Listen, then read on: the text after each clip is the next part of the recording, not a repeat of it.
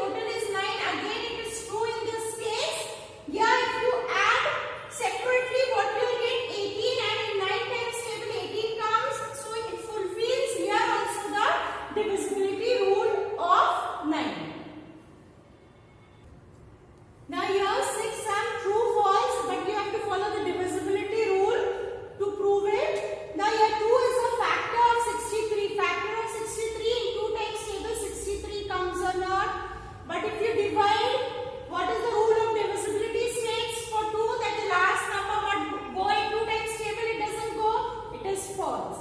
So here also 6 is a factor of 708. It is true. Why? Because it must follow the divisibility of 2 children. 2 divisibilities, last number must go in 2 times table.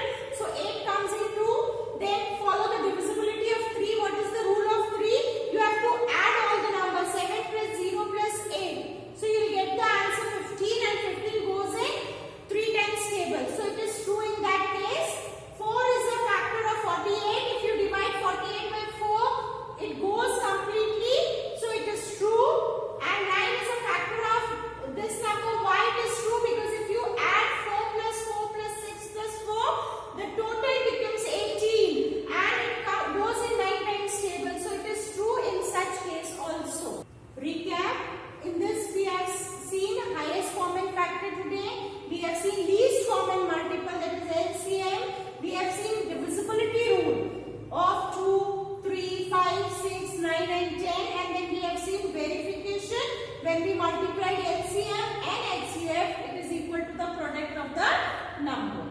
This is the homework. LCM and HCF you have to find and verify. Write HCF and LCM. Here you have to find factor, whether it is a factor, and then you find then which is divisible by 9. You follow the rule, divisibility of 9 rule.